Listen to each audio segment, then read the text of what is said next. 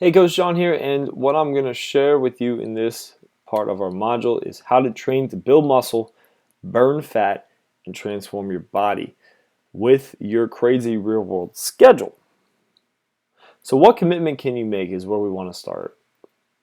First, don't bullshit yourself and say you're going to go to the gym 8 or 9 times in a week or something that is just not doable and is going to stress you out. Okay. For optimal results, ideally, you want to train at least 3, if not 5 times per week. I'm presenting 2 options for you when it comes to your progressive strength training, which is a 3-day plan and a 4-day plan. There will be an option to add on cardio, and it's only going to help you, right? And we'll talk about how to add it in and when it makes sense to. How your 3-day split will look, right? We have Monday, Wednesday, Friday as the total body strength days. And then you have optional tag on cardio, okay? You can choose either steady state or metabolic. And I'll show you how this will fit into our plan in a minute. For your 4-day split, you're going to alternate between upper and lower body. Monday, Tuesday would be strength, and then Thursday, Friday would be strength. Monday might be upper, Tuesday might be lower, and same process for Thursday, Friday. There's optional cardio as well, like I said, steady state and metabolic both have a place.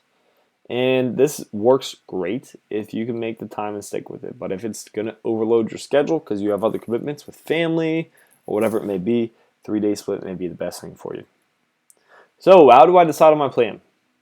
Ask yourselves these questions honestly, because you're going to have the better answer than I do, right? How much time can you consistently commit? This is going to stress you out if you're committing 6 days a week to working out. Some people can do it. I can't do it all the time, right? Do you want to build more muscle or lose more fat? You will need a larger time commitment if you want to maximize fat loss results. Okay, 4-day split's probably going to help you with building muscle a little bit more. What would limit the feeling of overwhelm is 3 days. The one plan out of these 2 that is going to have you waking up excited, ready to lift, and at the end of the week when you're done, you don't feel stressed physically and exhausted mentally, right?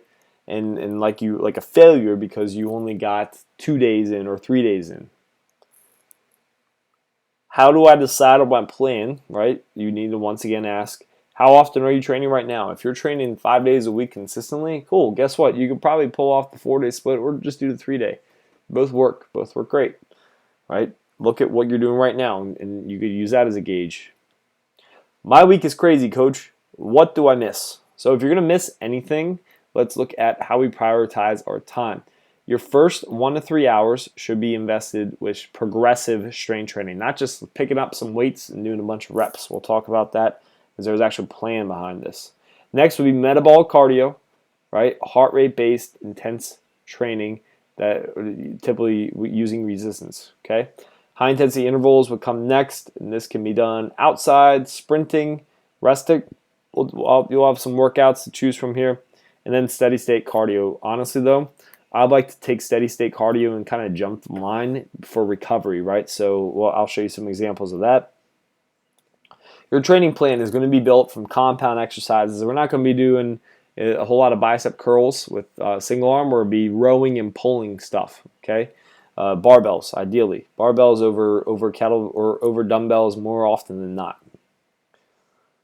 And movement patterns versus muscle groups. I'm going to teach you how to train the body, okay? Not just the bicep. Does that make sense? So instead of us doing 6 exercises with bicep curls, we're going to do a compound bicep exercise like barbell curls versus dumbbell curls or cable curls or something like that. And more importantly, we'll be doing back exercises which are going to target your biceps by accident or by default, right? Also, you're going to train frequently and not train to exhaustion.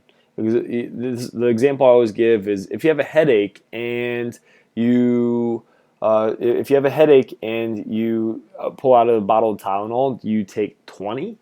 Do you take 2? No, you take the recommended, I believe it's 4 to 6 or whatever small range it is, because it's a dosage. It's the right right amount to stimulate the desired benefit, right? To relieve your headache. In this case, we want to stimulate muscle growth and all the metabolic processes that go with that to metabolize body fat, not just break down our body so we're exhausted, stiff, and very unmotivated to work out or aren't seeing results. And the fact is, there's no magical exercise, there's no perfect plan, there's no ultimate exercise either. There's simply principles, and these principles are what we base our training off of, right? The instant gratification we get from lifting weights, it should make us feel good, but that doesn't mean that we're necessarily making a massive change right then and there. A lot of guys go into the gym and get what's called a pump, where we get a ton of blood flowing from doing way too many reps sometimes, okay? And that is not necessarily based on principles. It might be, but it's usually not, right? We want a progressive plan that makes us better over time. So progressive strength training, this uses periodization. Periodization is simply a planned model that we base our training elements off of. Exercises are least important, the principles are most important. So specific sets, reps, and load percentage. One example, this is what we use at my gym. 15 reps, then we go down to 10 reps, then we go up to 12, and then down to 8. And with this, we're using, let's say it's the same exact exercise.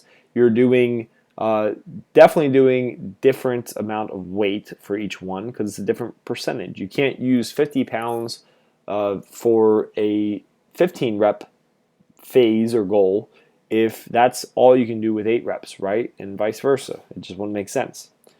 This is just one way to train. There's a number of models and a lot of them work. Here's linear periodization. This works well too. It's been shown not to work necessarily quite as well for advanced lifters, and we'll talk about when to use this, okay? You can see here it simply builds you up in intensity and brings you back down, builds you up, brings you back down, and the idea is over time you get stronger, right? Lifting weights versus progressive strength training. We want to train smarter, not harder. And intensity is key. The percentage of what we can lift once, right? That's how our set and rep goals are built, which deliver benefits that we want. Lean hard muscle, reduce body fat, increase energy, increase strength. There you go. There's all the benefits I just said. Strength, muscle building potential, and increased metabolism where you burn more fat efficiently. And here's the biggest thing, guys.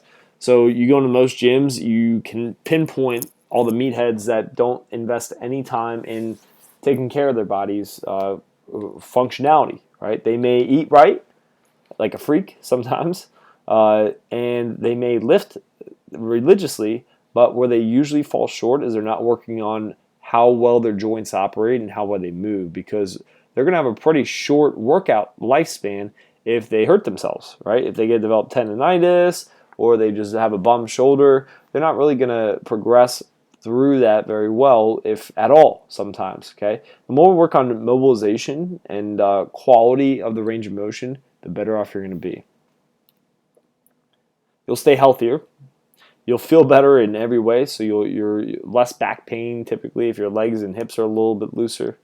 And you're lower risk for injury, because if you're extremely tight, you could easily hurt yourself because all the tension is pulling on your joints versus spreading out load and intensity throughout your body. And you'll progress and recover faster. Better blood flow too, which is part of recovery. Here's one thing I really want you to take home is we train to grow, improve, and progress both inside and out. We do not train to lose weight as the end-all be-all. That is a byproduct of our devotion to ourselves and our training, right? Cardio. Here's the next question. How do we do cardio? How often and when, right? Metabolic cardio, high-intensity interval training, and steady state. You can do any of these three after your workout. It's called a finisher. That'd be more appropriate for like a metabolic cardio. Okay, it could be a 10-minute finisher, a little high-intense push after we are done lifting, or you can even hop on the treadmill to incline and do low-intensity steady state. Okay, off days work great for this too. At the end of the day, though, you have to listen to your body. If you haven't slept well or physically feel drained, sometimes less is more, to be completely honest. Low intensity steady state can be used more frequently as it causes less overall stress on our body. Here's some examples I put together for you. So in number 1, this is a more aggressive approach. 3 days of strength, right? Monday, Wednesday, Friday, metabolic, Tuesday, Thursday, Saturday. I wouldn't sustain that more than a couple weeks. I'd give myself a recovery week, which will be in your program options. Next, we have strength with a metabolic finisher on Monday, then steady state cardio on Tuesday, and that cycle repeats Wednesday, Thursday, and no metabolic finisher on Friday, and maybe a whole metabolic workout on Saturday. That's simple. And then the third example would be more of a recovery base. Let's say you're not sleeping great, or you're just you're feeling real stiff from your workouts. This would be a good way to approach it. So Monday, Wednesday, Friday, you hit your strength, and then you hit low intensity, steady state walking or heart rate based cardio, which will metabolize fat. So there is benefit for that. You won't burn as many calories necessarily, but you'll get enough blood flow. So if you incorporate a stretching and mobility program, you'll feel better. So now you have the workouts. Now it's time just to follow through. Plan your week accordingly. Prioritize strength over everything when it comes to your training. Never should a cardio workout take precedence when it is a strength-focused day. If you're going to cut back, do not start with the strength. And get to training. I'm here to help you along the way. Pick your plan accordingly too. Remember, pick the one that's going to stress you out the least. All right, go and get started.